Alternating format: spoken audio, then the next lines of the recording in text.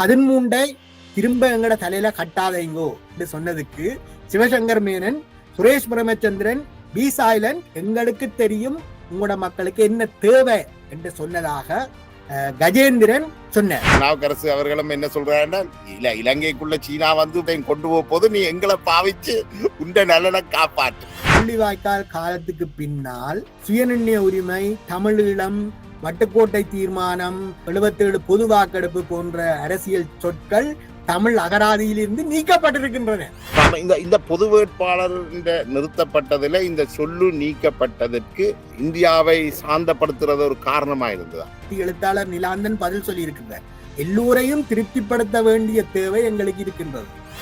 விஜயசூரிய என்ற சோசலிச கட்சியின் தலைவர் திலீவனுடைய நினைவு நாளில் கூட சென்று கலந்து கொண்டிருக்கிறார்.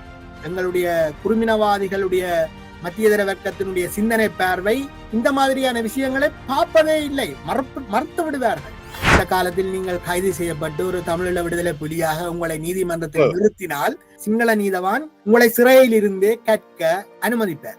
ஆனால் விக்னேஸ்வரன் உங்களை ஒரு 30 வருஷம் உள்ளே தள்ளுவார். அவ்வளவு விசுவாசமாக இலங்கை பாசிச அரசுக்கு, இந்த ஜனாதிபதி ஆட்சி முறைக்கு சேவை செய்தவர்கள். தமிழ் தரப்புல ஆர் இந்த பாராளுமன்ற ஆசனங்களை கைப்பற்ற போறார்கள். போர்க்களமாக்க போனவர்கள் இப்போது தமிழ் ஈழ நிலத்தை ஒரு பார்க்களம் ஆக்கி இருக்கிறார்கள்.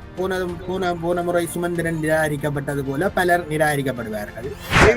ஒரு சில ஆசனங்களை தானே புரியலுமா வடக்கு கிழக்குல? இலங்கையில் நடந்த எல்லா ஊழல்களையும் தமிழ் திறகு முதலாளி வர்க்கமும் சிங்கள திறகு முதலாளி வர்க்கமும் கைகோத்துத்தான் செயற்பட்டது என்று அவைக்கு தெரியும். அப்பாவே ஒரு புது முகங்களை கண்டுபிடிப்பதன் ஊடாக அல்லது மக்களுக்காக போராடும் இளையவர்களை கண்டுபிடிப்பதன் ஊடாக தேசிய மக்கள் சக்தியை வடகிழக்குக்கும் அவர்கள் வியாபிக்கத்தான் விரும்புவார்கள். அது சாத்தியம் என்றுதான் நான் நினைக்கின்றேன். வணக்கம் நேர்களே, இலங்கையின் ஜனாதிபதி தேர்தல் முடிவடைந்து தற்போது அனுரகுமார திசாநாயக்கா ஜனாதிபதியாக பதவியேற்ற நிலையில நாங்கள் இந்த நேர்காணலை ஆரம்பிக்கின்றோம். உங்களுக்கு மிகவும் அறிமுகமான நீண்ட இடைவெளிக்கு பின் எங்களோடு வந்து இணைந்திருக்கின்றார் அரசியல் ஆய்வாளர், ஈரோஸ் அமைப்பின் முன்னாள் உறுப்பினர் மயில்வாகனம் அருள்குமார். வணக்கம் அருள்குமார். வணக்கம் ஜெயபாலன். இந்த தேர்தல் முடிவடைந்து ஒரு தீர்க்கமான ஒரு முடிவு வந்திருக்கிறதாகத்தான் தெரியுது தமிழ் சிங்கள தரப்புகளுக்கு. அதை நீங்கள் எப்படி பாக்குறீங்க? இது ஒரு தீர்க்கமான முடிவா அல்லது ஒரு குழப்பமகரமா தான் இருக்கா? நீண்ட காலமாக அரச அதிகாரத்தை கைப்பற்ற முற்பட்ட ஜேவிபி அல்லது என்பிபி அதிகாரத்தை கைப்பற்றி இருக்கின்றது. ஆனால் அவர்கள் பிற அவதானிகளின் கருத்துப்படி கிட்டத்தட்ட 4 வருடங்களாக மார்க்சிய லெனினிய கலை சொற்களை பாவிப்பதில்லை என்பதுதான் உண்மையானது. அறகலைய போராட்டத்தின் போது கூட அவர்கள் அமெரிக்க தூதுவரை சென்று சந்தித்து வந்தார்கள். ஆக மொத்தத்தில் அவர்கள் இந்த ஒரு இதுவரை காலமும் அரசாண்ட இலங்கை மந்திரி பிரதானிகள் போல நாங்களும் அரசாளுவோம் என்ற உறுதிமொழியை இலங்கையை பித்து ஏப்பம் விட்டு கொண்டிருக்கும் ஏகாதிபத்திய சக்திகளுக்கும் மேலாதிக்க சக்திகளுக்கும் அனுப்பினார்கள்.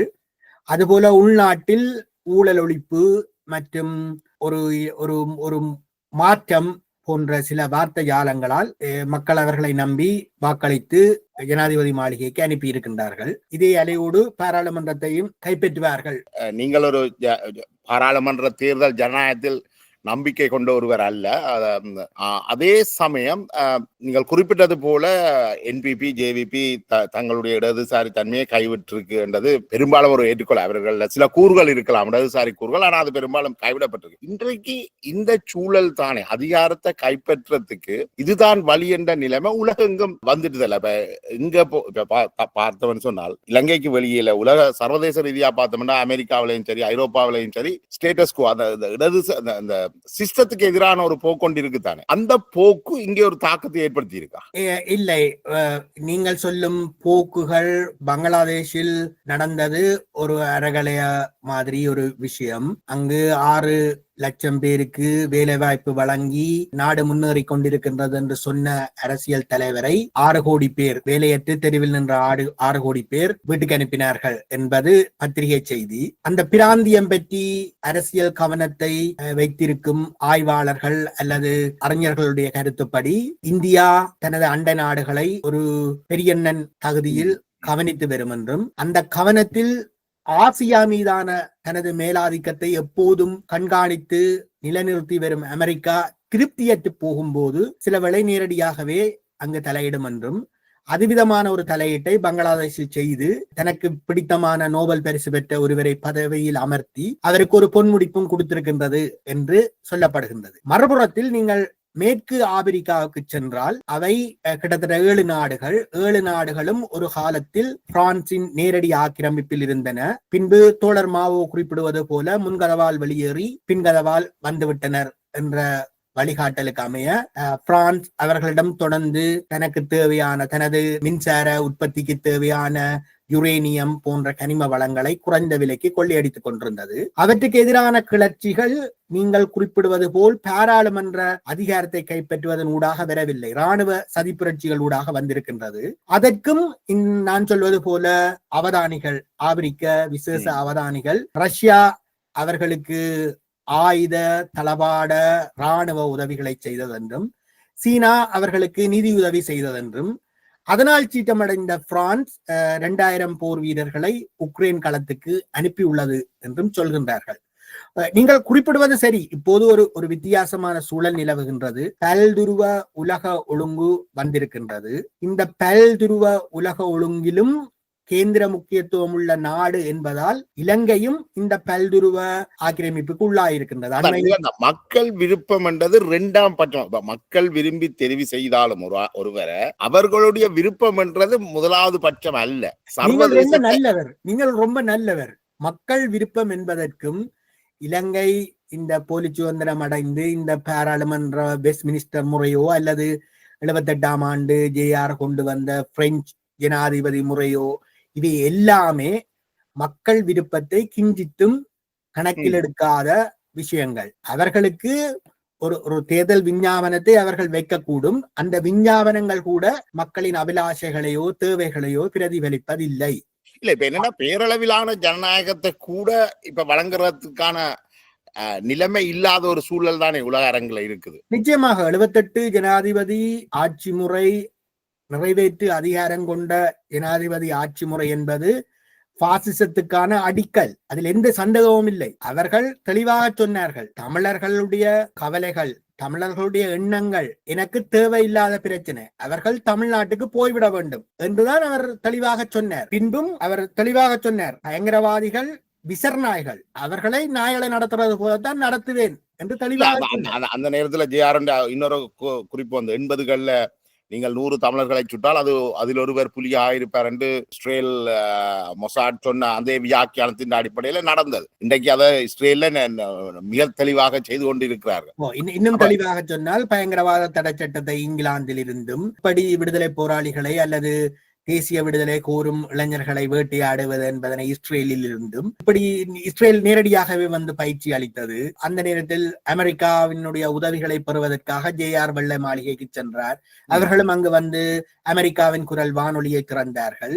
இதனால் அப்போது சோவியத் முகாமில் இருந்த இந்திரா காந்தி தலைமையிலான இந்தியா இந்த நிலைமைகளை கவனமாக அவதானித்துக் கொண்டு ஈழ விடுதலை போராட்டத்தை பாவித்து தனது மேலாதிக்கத்தை இலங்கை மீது இந்த பின்புலத்தை எல்லாம் நீங்கள் பார்க்கின்ற பொழுது எங்களுடைய நாட்டினுடைய பிரச்சனை வந்து வெறுமனே எங்களுடைய நாட்டுடைய பிரச்சனை மட்டுமல்ல, இது சர்வதேச சூழலால ஒரு சதுரங்க ஆட்டமாக நடத்தப்படுது.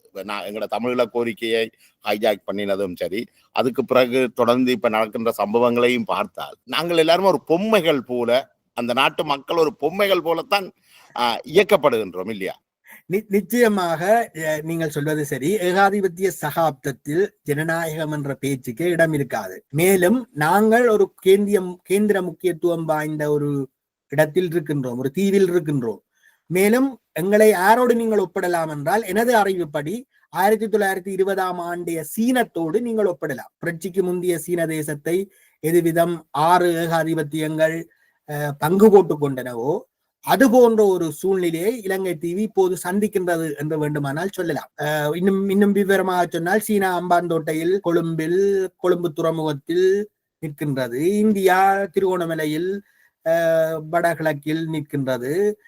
இப்படி நீங்கள் இதெல்லாம் பார்க்கின்ற பொழுது இதுகளுக்குள்ளால ஒரு சுழிச்சு ஒரு ஆட்டத்தை நகர்த்துறன்றது ஜேவிபிக்கும் அவ்வளவு இலகுவாக இருக்காது. ஜேவிபியும் கொள்கை கோட்பாடுகளை வச்சுக்கொண்டு அவர்களாலையும் இது உயிர் தப்ப முடியாது இல்லையா? ஜேவிபி மிக தெளிவாக சொல்லி இருக்கின்றது, நான் எல்லோரையும் திருப்திப்படுத்த எல்லோரோடும் பேசி இந்த IMF, சர்வதேச நாணய நிதியம், உலக வங்கி போன்றவற்றின் ஒப்பந்தங்களை மாற்றி நான் இலங்கைக்கு அவர்கள், அதாவது நான் சொல்லும்படி எனது எனது வேண்டுகோளின்படி அவர்களை கடந்தரச் செய்வேன் என்றுதான் அவர்களுடைய பிரச்சார அது வாசகங்கள் அவர்களுடைய ஒரு பேராசையாக இருக்கலாம். ஆனா அந்த IMF பேராசை என்று நீங்கள் சொல்கிறீர்கள். இதற்கு சற்று முன்பு நான் ஒரு நேர்காணலுக்காக தமிழ் சொலிடாரிட்டி அமைப்பின் உறுப்பினர் தோழர் சேனனை சந்தித்த போது அவர் பைத்தியகாரத்தனம், உலக வங்கியும் சரி சர்வதேச நாணயம் நிதியமும் சரி, அது ஒரு ரெவல்யூஷனரி காரணங்களுக்காகத்தான் ஆரம்பிக்கப்பட்டது. இந்த நாடுகள்ல ஒரு வந்துடக்கூடாதுன்றதுக்காகத்தான். அவர் அந்த அளவுக்கு கூட போகல. அவர்கிட்ட நீங்கள் ஒரு கடை திறக்க போகின்றீர்கள், நீங்கள் பல்வேறு வங்கிகளை சந்தித்து உங்களுக்கு விருப்பமானபடி கடன் திறக்க கேட்டால் தெருவானவன். இல்ல அது உண்மைதான். அது நினைக்கிறேன். அது JVP இப்ப என்னடா அவர்களுக்குள்ள பிரச்சனை, மக்களுக்கும் ஒரு கதை சொல்லத்தானே வேணும். தமிழ் மக்களுக்கு இந்த தேர்தல் என்ன சொல்லி இருக்கு? தமிழ் தேசிய அல்லது தமிழ் தலைமைகளுக்கு இந்த தேர்தல் என்ன சொல்லி இருக்கு? தமிழ் மக்களை பொறுத்த வரைக்கும் இந்த ஜனாதிபதி முறைமை என்பது மிக மிக ஆபத்தானது. அவர்கள் இந்த இந்த இந்த கிட்டத்தட்ட இந்த ஜனாதிபதி முறைமை ஏற்படுத்தப்பட்ட போது அது உண்மையாக பூகோளமயமாக்கலுக்கு சேவை செய்வதற்காக ஏற்படுத்தப்பட்டது.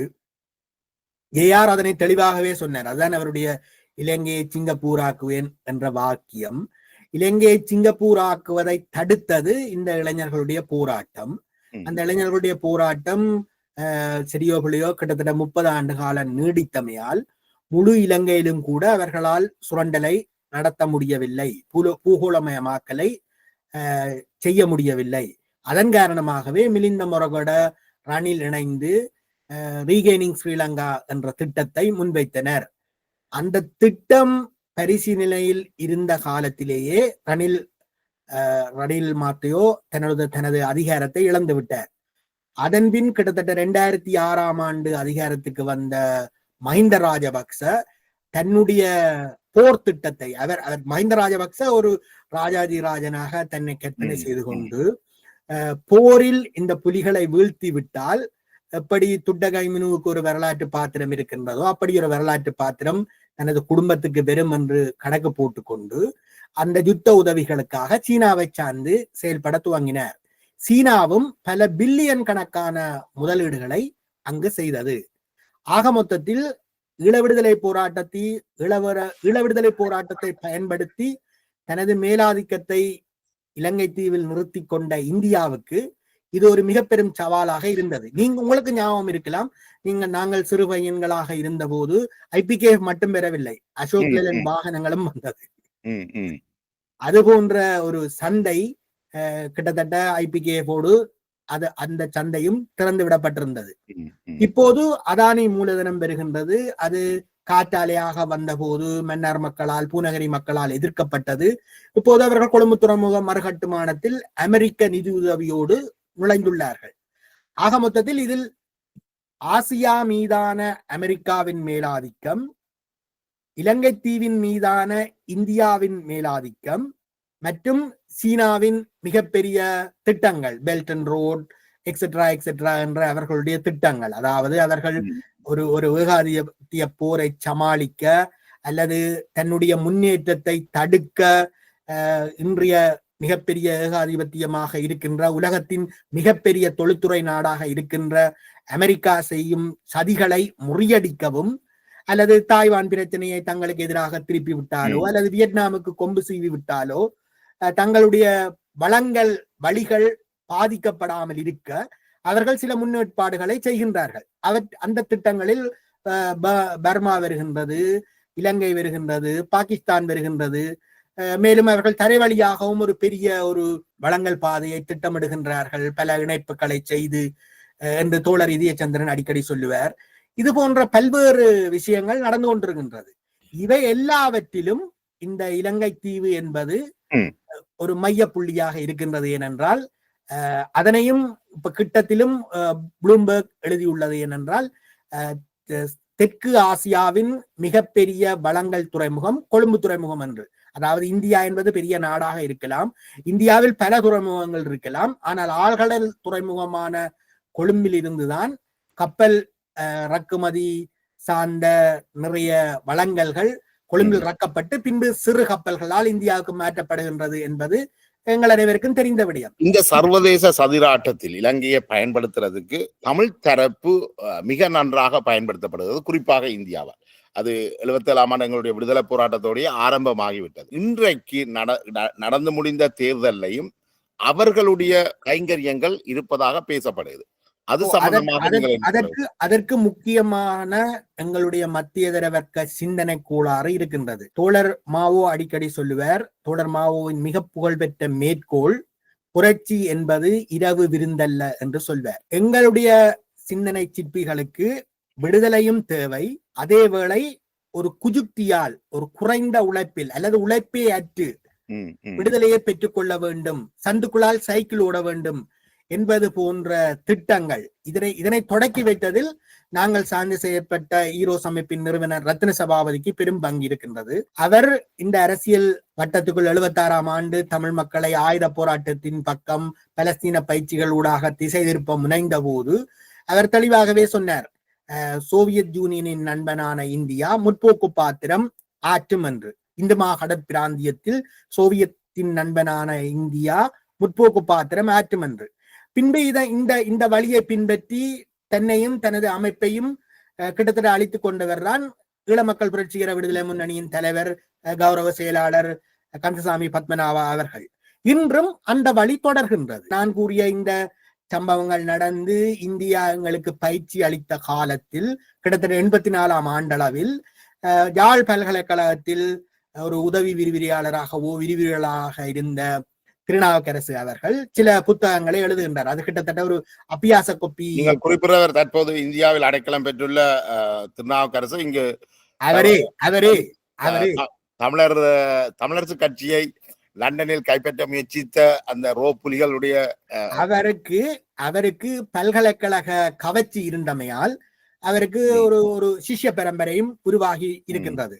மேலும் அவர் விடுதலை புலிகளில் சேர்ந்து செயற்பட்ட காலத்தில் அவரோடு இணைந்து செயற்பட்ட விடுதலை புலிகளோடு பேசினால் திருநாவுக்கரசு ஒரு புலிகளின் வானொலிக்கு அல்லது புலிகளின் தொலைக்காட்சிக்கு ஒரு பேட்டி அளிக்கின்றார் என்றால் விடுதலை புலிகளின் தலைவர் வேலுப்பிள்ளை பிரபாகரன் அவர்கள் தனது மிக நம்பிக்கையான உதவியாளர்களான தமிழ்ச்செல்வன் போன்ற ஒருவரை அறிவுறுத்துவாராம். அந்த பேட்டி முடியும் வரை அவர் அந்த ஒளிப்பதிவு கூடத்தின் வாசலில் ஒரு கதிரையை போட்டு உட்கார்ந்து கேட்டுக்கொண்டிருந்தார். அதுபோல ஒரு நேரடி கண்காணிப்பில், ஒரு தீவிர கண்காணிப்பில் அவர்கள் வைக்கப்பட்டிருந்தார்கள். அதற்கு முன்பும் இந்திய அமைதிப்படை எமது மண்ணுக்கு வந்த போதும் இந்திய அமைதிப்படையோடு சண்டை போட வேண்டாம் என்று பிரம்படி வீதியில் தங்கியிருந்த விடுதலை புலிகளின் தலைவரின் பாதார விண்ணங்களில் பணிந்து கெஞ்சியவர்கள் என்று ஒரு பட்டியல் இருக்கின்றது. அது கவிஞர் காசி ஆனந்தன், இந்த அன்றைய விரிவிரியாளர் திருநாவுக்கரசு மற்றும் இன்னொரு முக்கியமானவர், எனக்கு இப்போது பேர் ஞாபகம் பெறவில்லை. இப்படி ஒரு பட்டியல் உண்டு.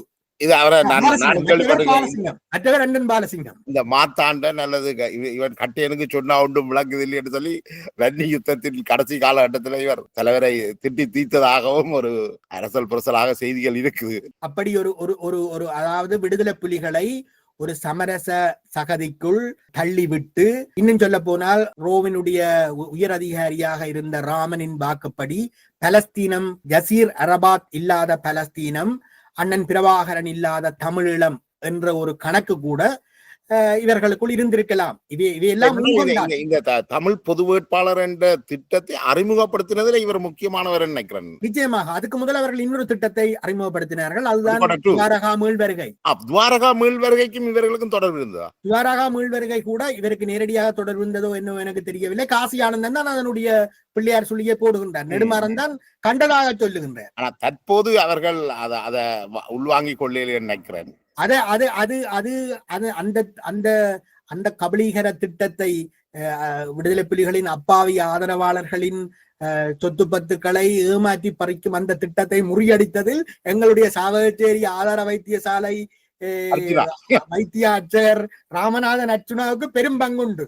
எந்த காலத்திலும் யார் ராமநாதன் அர்ச்சுனாவை எதுவிதம் திட்டினாலும் இந்த ஈழ விடுதலை போராட்டத்துக்கு அவர் செய்த பங்களிப்பாக இது 100 ஆண்டுகளுக்கு பிறகு நினைவு இல்ல. அவர் பல்வேறு குற்றச்சாட்டுகள் இருந்தாலும் அந்த அந்த மருத்துவ விஷயத்த வெளியில கொண்டு அது ஒரு மக்கள் மயப்படுத்தினதுல ஆளுக்கு மிக முக்கிய பங்கு இருக்கு. ஆனா அதுக்கு பிறகு அவர் தேவையற்ற விஷயங்களை கதைக்கிறதாலதான் அது இதாக போயிட்டு தான் நினைக்கிறேன். இப்ப இந்த கிட்டத்தட்ட ஒரு ரோவுடைய ஒரு பிளான், ஏன்னா ரோவோட தங்கி இருக்கிறவர் ஒரு திட்டத்தை தாரேன், அதை இங்க இருக்கிறவர்கள் பின்பற்றுகிறார்கள். இது சம்பந்தமாக புதிய சில ஊடகங்களும் முழுமையான ஆதரவை வளர்த்திருக்கிறது. இந்த ஊடகங்களுக்குள்ள பிரச்சனை என்றால் அவர்கள் இந்தியாவிலையும் கலையங்களை வச்சுக்கிறார்கள், இந்தியாவில இருந்த இந்த சீரியல்களையும் வாங்கி போட வேண்டி இருக்குது. அவர்களுக்கு உண்மையிலேயே அந்த தொடர்பு இல்லை என்றால் இவர்கள் ஊடகத்தை நடத்த இல்லாத நிலைமையும் ஒன்று இருக்கல. இல்ல, அதுல உண்மையாக 2 முதலாளிகள் மோதிக்கொள்கிறார்கள் என்று சொல்லப்படுகின்றது. 2 முதலாளிகளுக்கும் இந்தியாவிலும் இலங்கையிலும் வியாபாரங்கள் இருக்கின்றது.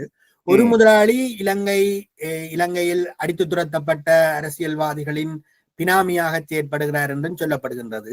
இப்போது ஒரு பத்திரிகை தொடங்க போகின்றார்கள் என்றும் சொல்லப்படுகின்றது. அரசியல் கட்சி தொடங்கி பாராளுமன்ற தேர்தலில் சுயேட்சை வேட்பாளர்கள் முரணாக வார 2 பத்திரிகைகளும் அல்லது முரணாக வார 2 அரசியல் கொள்கைகளையும் பின்னுக்கு இந்தியா தான் நிக்குது.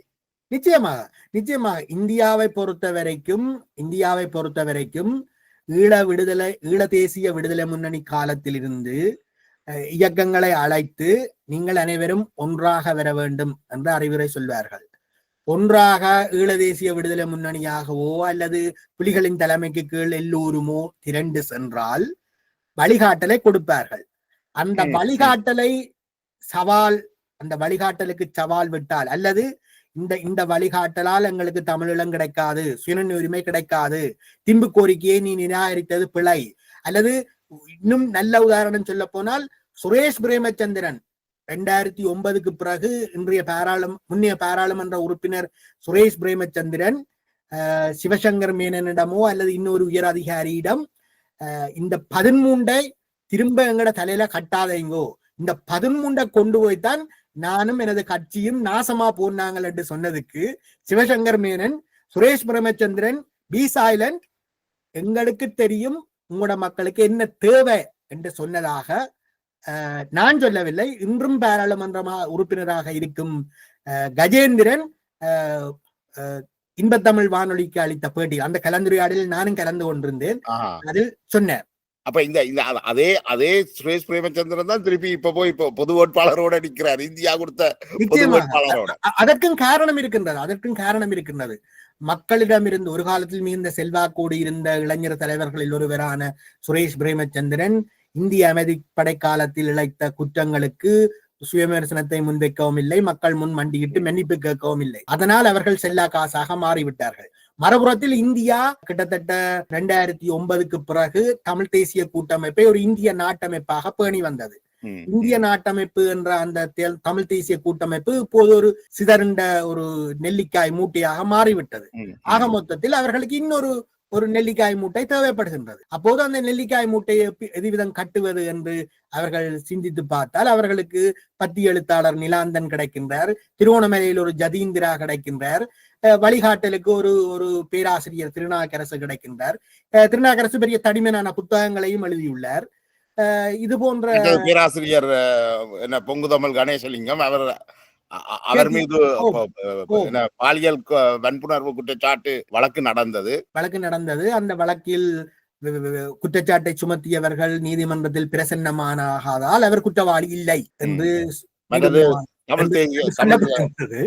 எங்கட வடமாகாணத்தை வைத்திருந்து அவர்கள் ஊழல் மோசடிகள் செய்தவர்களாக குற்றம் சாட்டப்பட்ட பொன் ஐங்கரநேசன், விக்னேஸ்வரன் எல்லாரும் அதுல இருக்கின்றார்கள். ஆனால் இப்போது மக்களை பொறுத்த வரைக்கும் மக்களே இதனை ஒரு பெரிய பொருட்டாக பாவிக்கவில்லை என்றால் அவர்களுக்கு தெரியும் இந்திய மேலாதிக்கம் இறுதி யுத்தத்திலும் கலந்து கொண்டு எங்களுடைய விடுதலை போராட்டத்தின் அல்லது எங்களுடைய மக்களுக்கு ஒரு கேடயமாக இருந்த எங்களுடைய பாதுகாப்புக்கு பொறுப்பாக இருந்த இயக்கத்தை இல்லாமல் பண்ணிவிட்டார்கள் என்ற குறை இருக்கின்றது. பின்பும் இந்த 15 வருட கால விடுதலை புலிகளின் பிரசன்னம் இல்லாத காலத்திலும் இவர்கள் எங்களுடைய பிரச்சனைகளுக்கு எதுவித தீர்வும் கிடைக்க ஒண்ணாது மீண்டும் இந்த 13+- என்று ஏமாற்றுகிறார்கள் என்றும் மக்களுக்கு தெரியும். அதற்கு மேலும் அண்மையில் இந்த பொது கட்டமைப்பு உருவாக்கப்பட்ட போது அவர்கள் அதனை திட்டமிட்டு இந்த மீனவர் பிரச்சனையை எங்களுடைய நீண்டகால பகையாளியான சகோதர இனத்தை சேர்ந்த ஒரு மாலுமி தன்னுயிரை துச்சமென மதித்து இந்த இந்த இந்த முற்றுகையை அல்லது மீன் கொள்ளையை தடுத்து நிறுத்த முற்பட்ட போது உயிரிழந்தார். அந்த மரண சடங்குக்கு யாழ்ப்பாணத்திலிருந்து 6 பேருந்துகளில் மீனவ தொழிலாளர்கள் சென்று சிறப்பித்தனர். சென்று இறுதி அஞ்சலி செலுத்தினர். இது போன்ற விவகாரங்களால் இலங்கை தீவு என்பது மீண்டும், அதாவது இலங்கை வாழ் சிங்கள தமிழ் மக்கள் ஒன்றிணைவதோ, அவர்கள் தங்களுடைய பொது பிரச்சனைகளுக்காக ஒன்றிணைந்து போராடுவதோ, அல்லது சுயநிர்ணய உரிமை கோரிக்கையை பற்றி கொண்டு தமிழ் சிங்கள உழைக்கும் வர்க்கம் ஒன்று சேருவதையோ இந்தியா ஒருபோதும் விரும்பாது. ஏனென்று கேட்டால் அதற்கு சரித்திர அறிஞர்கள் சொல்வார்கள், இந்தியாவில் உருவான சாம்ராஜ்யங்கள், அது சோழ சாம்ராஜ்யமோ பாண்டிய சாம்ராஜ்யமோ, எல்லோருமே இந்த வடகிழக்கை வைத்துக் கொண்டுதான் முழு இலங்கையையும் கட்டுப்படுத்தினார்கள். இங்க இருந்து வடக்கிலிருந்து வரக்கூடிய ஊடகங்கள் கூட இந்த இனக்குரோதத்தை வளர்க்கிற மாதிரியான செய்திகள்ல தான் கூட ஆர்வம் காட்டுகிறார்கள் இல்லையா? இனக்குரோதத்தை வளர்ப்பதை தவிர குர்மினவாதத்தை மீறி அவர்களுக்கு ஒரு சித்தாந்தம் இல்லை. குர்மினவாதத்தை மீறி அவர்கள் ஒரு சித்தாந்தத்துக்கு செல்ல வேண்டுமானால், அதாவது உண்மையாக அவர்கள் இன்றைய ஏகாதிபத்திய உலகில் சுயநிர்ணய உரிமைக்காக போராட வேண்டுமானால் அவர்கள் இந்த குர்மினவாதத்தை விட்டு வர வேண்டும். அதனை அவர்கள் செய்வதற்கு பதிலாக இந்த குர்மினவாதத்தில் மீண்டும் மீண்டும் அமல வைக்கப்படுகின்றார்கள். இதற்கு இந்தியா ஒரு பெரியண்ணன் பாணியில் நிறைய தீங்குகளை செய்கின்றது. இன்னும் நீங்கள் நன்றாக கவனித்தால் இந்த ஜனாதிபதி தேர்தலை தமிழ்நாட்டிலிருந்து அஞ்சல் செய்த தொலைக்காட்சி நிலையங்கள் யார் வந்தால் எங்களுக்கு நல்லது, யார் இந்தியாவுக்கு நன்மை, யாரால் இந்தியாவுக்கு நன்மை வரும் என்றுதான் பேசினார்களே தவிர ஒரு புதிதாக தெரிவு செய்யப்படும் ஜனாதிபதி மக்களுக்கு, இலங்கை வாழ் மக்களுக்கு, தமிழ் சிங்கள முஸ்லிம் மக்களுக்கு இந்தியாவுடைய நலன் தான் நல் மக்களுடைய நலன் என்று நிச்சயமாக உருவாக்கப்படுது. அந்த பிராந்தியம் முழுவதும் அவர்களுடைய மேலாதிக்க நலனும் அதானினுடைய மூலதனத்துக்கு பாதுகாப்பும் தான் அவர்களுக்கு தேவைப்படுகிறது. நீங்கள் முன்பு குறிப்பிட்ட திருநாவுக்கரசு அவர்களும் என்ன சொல்றாங்கன்னா, இலங்கைக்குள்ள சீனா வந்து எல்லாத்தையும் கொண்டு போது நீ எங்களை பாவிச்சு உண்ட நலனை காப்பாற்று என்று சொல்லுகிறார். அது போன்ற ஒரு நிலைக்கு கிட்டத்தட்ட 15 நீங்கள் ஒரு இடதுசாரி தன் கொள்கைகள்ல பிடிப்பாக இருந்தாலும் ஒரு தமிழ் தேசியத்தை வந்து நீங்கள் நேசிக்கின்ற ஒருவராக இருக்கிறீர்கள். இல்லை, அதில் திரும்ப நான் நீங்களும் ஒரு என்னுடைய கோணத்தை நீங்கள் சரியாக புரிந்து கொள்ளவில்லை. எங்களுக்கு தேவை சுயநிர்ணய உரிமை. எங்களுடைய சுயநிர்ணய உரிமையை அங்கீகரிக்க வேண்டுமானால் இலங்கை ஒரு ஜனநாயக அரசாக கேள்வி. அது அந்த என்னுடைய கூற்று தவறு என்று சொல்றீங்களா நீங்கள்? இல்ல, எங்களுக்கு முன்பே எங்களுடைய தலைமுறைக்கு முன்பே, கிட்டத்தட்ட எங்களுடைய தந்தையாருடைய தலைமுறை காலத்திலேயே, குறிப்பாக இன்றைய பாராளுமன்ற உறுப்பினர் சித்தார்த்தனின் தந்தையார் தர்மலிங்கம் அவர்கள் இதே விஷயத்தை தான் சொன்னார். எங்களுக்கு தேவை சுயநிர்ணய உரிமை. அது ஒரு ஜனநாயக அரசுக்குள் தான் அடைய முடியும். இந்த தமிழ் பொது வேட்பாளரை நிறுத்துகின்ற போது அந்த சுயநிர்ணய உரிமை கோரிக்கை முன்வைக்கப்படையில்லை என்ற ஒரு குற்றச்சாட்டு இருக்கு. அது உங்களுடைய அவதான குறைவு. கிட்டத்தட்ட 15 வருடங்களாக முள்ளிவாய்க்கால் காலத்துக்கு பின்னால் சுயநிர்ணய உரிமை, தமிழீழம், வட்டுக்கோட்டை தீர்மானம், 77 பொது வாக்கெடுப்பு போன்ற அரசியல் சொற்கள் தமிழ் அகராதியிலிருந்து நீக்கப்பட்டிருக்கின்றன. இந்த பொது வேட்பாளர் நிறுத்தப்பட்டதுல இந்த சொல்லு நீக்கப்பட்டதற்கு இந்தியாவை சாந்தப்படுத்துறது ஒரு காரணமா இருந்ததா? இந்தியாவை நீங்கள் கேட்கிற இந்த கேள்விக்கும் நான் பதில் சொல்ல தேவையில்லை. பத்தி எழுத்தாளர் நிலாந்தன் பதில் சொல்லி இருக்கிறார். எல்லோரையும் திருப்திப்படுத்த வேண்டிய தேவை எங்களுக்கு இருக்கின்றது. அது திட்டமிட்டு தான், அது தற்செயலான நிகழ்வு அல்ல. அந்த வார்த்தையின் பொருள், நாங்கள் தமிழ் மக்களுக்கு சேவை செய்வதற்காக இதை செய்து கொண்டிருக்கவில்லை. நாங்கள் திருப்திப்படுத்த கன ஆக்கள் இருக்கணும், கன நாடுகள் அல்லது கணக்க பேர் இருக்கணும். அப்ப ஏன் அந்த சுயநிர்ணய உரிமை கோரிக்கையை ஏற்றுக்கொண்ட ஸ்ரீதுங்க ஜெயசூரிய USPயில் போட்டியிட்டார். அதைத்தான் நான் சொல்றேன். அவருக்கு ஏன் யாரும் அதைத்தான் நான் திரும்ப சொல்றேன். சுயநிர்ணய உரிமையை கோரிக்கொண்டு வடகிழக்கு மக்களுக்கும், தமிழ் பேசும் மக்களுக்கும், சிங்கள மக்களுக்கும் பொது பிரச்சனைகள் இருக்கின்றது. உலக வங்கி சுரண்டல், கடல் வள சுரண்டல், இப்படி பல பிரச்சனைகள் இருக்குது. இவற்றில் நாங்கள் சேர்ந்து வேலை செய்யலாம். அதுல ஒரு பிரச்சனையும் இல்லை. இதுக்கு இடதுசாரியா தான் இருக்கணும் ஒரு இதுவும் இல்லை. திலீபன் தியாக புலி திலீபன் இன்று நீங்கள் நன்கு அவதானித்து பார்த்தால் சிங்கள மக்களால் தான் அதிகம் கொண்டாடப்படுகின்றார். என்றால் சிங்கள மக்களுக்கு, சிங்கள வெகுஜனங்களுக்கு விளங்கி இருக்கின்றது அவர் இந்திய விரிவாதிக்கத்துக்கு எதிராக போராடினார் என்ற விஷயம். ஸ்ரீதுங்க விஜயசூரிய என்ற ஐக்கிய சோசலிச கட்சியின் தலைவர் திலீவனுடைய நினைவு நாளில் கூட சென்று கலந்து கொண்டிருக்கிறார். ஆனால் எங்களுடைய கண் அல்லது எங்களுடைய குறுமினவாதிகளுடைய மத்தியதர வர்க்கத்தினுடைய சிந்தனை பார்வை மார்க்சியவாதிகள் மீது, மார்க்சியத்தின் மீது கொண்டிருக்கிற காழ்ப்புணர்வாலும் அல்லது தங்களுடைய மத்தியதர வர்க்க வாழ்க்கையின் ஆதாரமான சொத்து சேகரிப்புக்கு இவர்கள் எதிரானவர்கள் என்ற காரணத்தாலோ என்னவோ இந்த மாதிரியான விஷயங்களை பார்ப்பதே இல்லை, மறுத்து விடுவார்கள். அது ஒரு சாத்தியமற்ற விஷயம் என்று சொல்லி விடுவார்கள். இப்ப என்னென்றால் இப்ப இந்த தமிழ் தேசியம் கதைக்கின்ற பொழுது நாங்கள் தமிழ் தேசியம் மீது மிக கடுமையான விமர்சனங்களை வைக்கின்றோம். ஆனால் இதுல உள்ள சிக்கல் என்னென்றால் இப்ப இந்த தமிழ் தேசியத்தை உண்மையிலேயே நேசிக்கின்ற நேர்மையான சக்திகளும் இருக்கத்தான் செய்கிறார்கள். ஆனால் இவர்கள் மௌனமாக அல்லது மௌனிக்கப்பட்டிருக்கிறார்கள். அப்படி இல்லை. எல்லா காலகட்டத்திலும் இவர்கள் இவர்களுடைய இந்த குறுந்தேசியவாதிகளுடைய கைதான் ஓங்கி இருக்கின்றது. அதுல உண்மையாக நீங்கள் சொல்ற இந்த குறுந்தேசியவாதிகள் அல்லது இந்த வேறு நாடுகளின் முதுகுகளில் சாய்ந்திருந்து போராட்டம் நடத்தும், புரட்சி நடத்தும் சக்திகள் விடுதலை புலிகளின் தலைவருக்கும் விடுதலை புலிகளுக்கும் எதிராகத்தான் செயற்பட்டார்கள் என்பதற்கே நிறைய சான்றாதாரங்கள் இருக்கின்றது. அவர்கள் ஒருபோதுமே இந்த ஒரு அதாவது சுருக்கமாக சொன்னால் தமிழீழத்தை விடுவித்து தமிழீழத்தில் ஒரு சுய பொருளாதாரத்தை வளர்த்து தமிழீழ எல்லைகளை, உதாரணமாக சொன்னால் இப்போது இருக்கின்ற எரிட்ரியா போல ஒரு நிலைமையை அவர்கள் விரும்பவில்லை. என்ன நடக்குதுண்டா, இப்ப நானும் நீங்களும் பேசுகின்ற இந்த தமிழ் தேசியம் இருக்குத்தானே, ஒரு முற்போக்கான தமிழ் தேசியம் என்று வச்சுக்கொள்வோம்.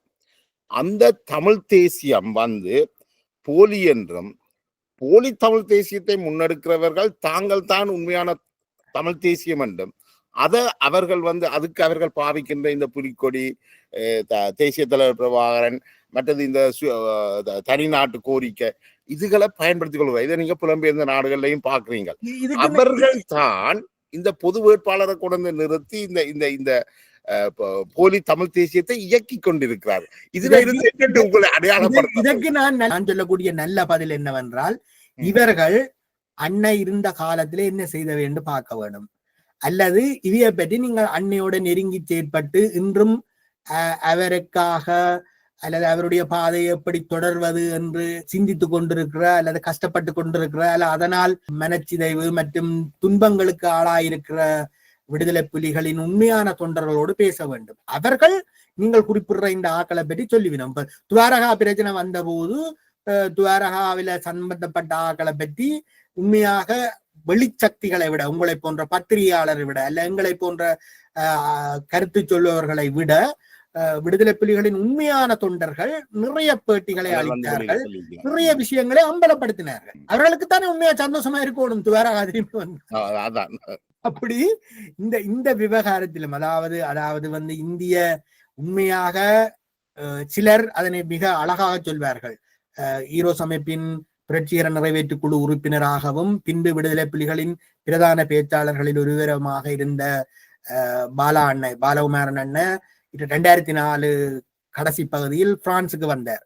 அப்போது அவர் தெளிவாக சொன்னார், இந்திய அமைதிப்படைகள் வந்த போது நாங்கள் ஒன்றும் செய்ய இல்லை, அதனாலதான் எங்களுடைய இயக்கம் கலைஞ்சது, ஈரோஸ் இயக்கம் கலைஞ்சது. விடுதலை புலிகள் அந்த சூழ்நிலையை பாவித்து தங்களை ஒரு தேசிய சக்தியாக நிறுவிக்கொண்டார்கள் என்று சொன்னார். அப்ப இந்தியாவை பொறுத்த வரைக்கும் அங்க ஒரு தேசிய சக்தி இருக்கிறது விருப்பம் இல்லை.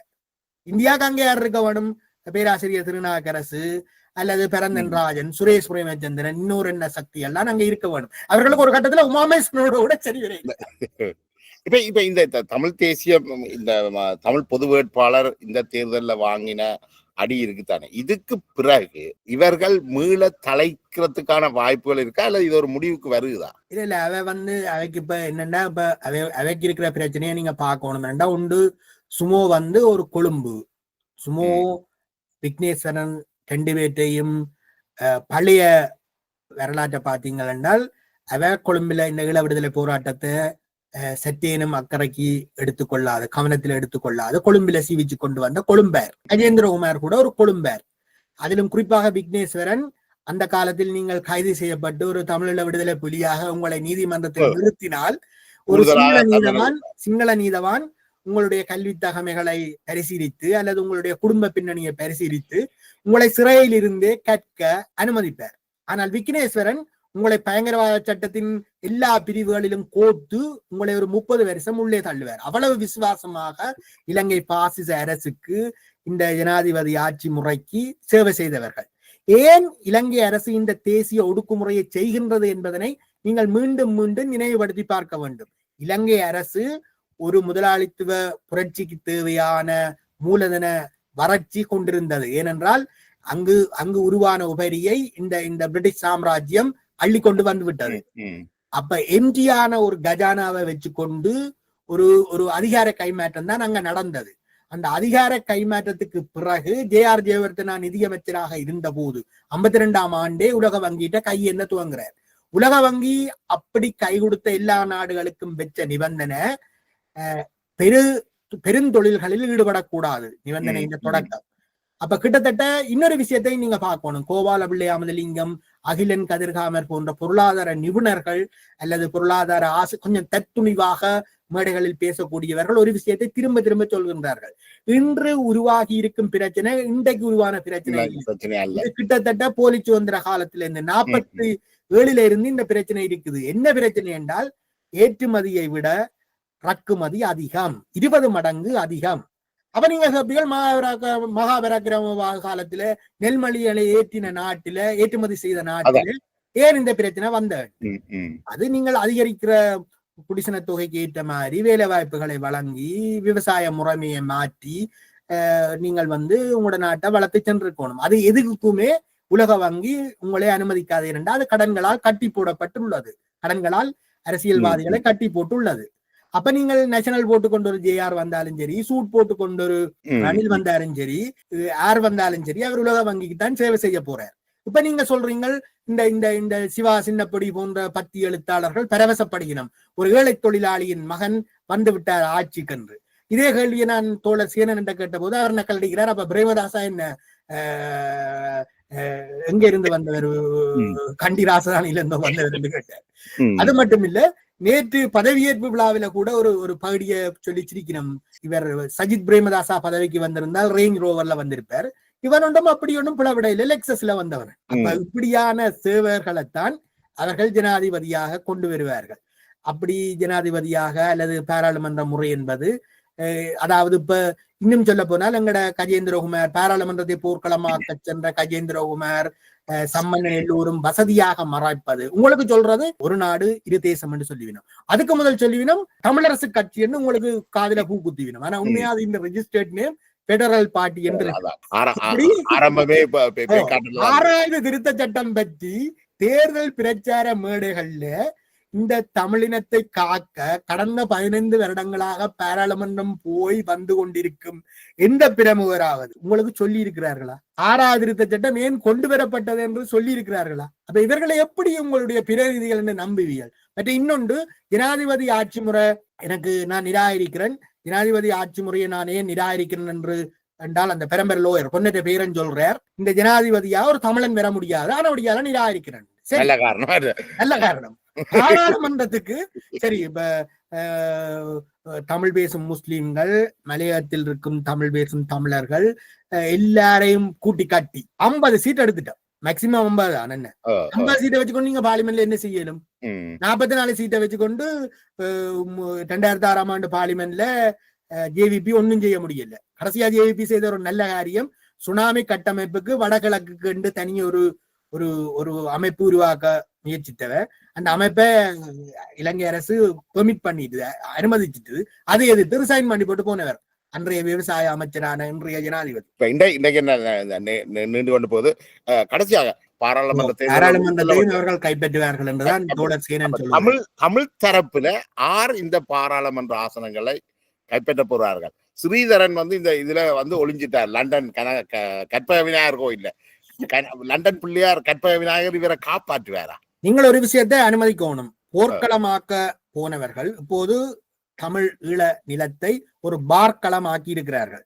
அப்ப நீங்க என்ன செய்யணும்? அவர்கள் காட்டுற வழியில 2 பெக்க போட்டு பிள்ளையாட்ட ஒரு காவடி எடுக்கணும். நிச்சயமாக இந்த தேர்தலில் போன முறை சுமந்திரன் நிராகரிக்கப்பட்டது போல பலர் நிராகரிக்கப்படுவார்கள்.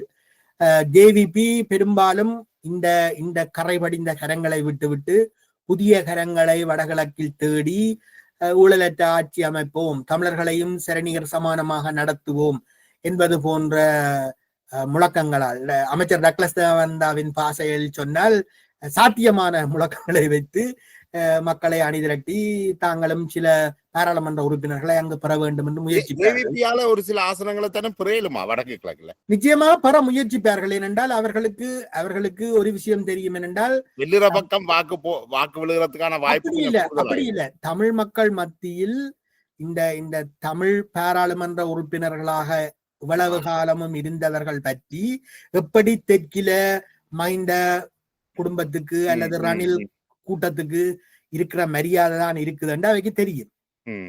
இலங்கையில் நடந்த எல்லா ஊழல்களையும் தமிழ் திறகு முதலாளி வர்க்கமும் சிங்கள திறகு முதலாளி வர்க்கமும் கைகோத்துத்தான் செயற்பட்டது என்று அவைக்கு தெரியும். அப்பாவே ஒரு புது முகங்களை கண்டுபிடிப்பதன் ஊடாக அல்லது மக்களுக்காக போராடும் இளையவர்களை கண்டுபிடிப்பதன் ஊடாக தேசிய மக்கள் சக்தியை வடகிழக்குக்கும் அவர்கள் வியாபிக்கத்தான் விரும்புவார்கள். அது சாத்தியம் என்றுதான் நான் நினைக்கின்றேன். ஏனென்றால் இப்ப என்ன சொல்றது, பழைய வழிகள் பல அடைபட்டு போய்விட்டது. இப்ப கிட்டத்தட்ட 30 வருட காலமாக அமைச்சர் டக்ளஸ் தேவானந்தா அவர்கள் நான் கொழும்புக்கு சென்றேன், காசோலை பெற்று வந்தேன் என்று சொல்லி கடைசியாக பொன்னாவளிக்கு சென்று டோக்கியோ சிமெண்ட் மூலதனத்தை அல்லது வரவேற்ற போது அந்த விடயத்தை வரவேற்ற போது அவர் மக்களால் திருப்பி அனுப்பப்பட்டார். அப்படியான நிலைமைகள் இருக்கின்ற போது மக்கள் வடகிழக்கு மக்கள் சில வேளை இந்த ஒரு புதிய சக்திகளை பாராளுமன்றத்துக்கு அனுப்புவதன் ஊடாக ஏதாவது செய்ய முடியுமா என்று சொல்லி ட்ரை பண்ணி அப்படி ஒரு முயற்சியை அவர்கள் செய்ய பார்ப்பார்கள்.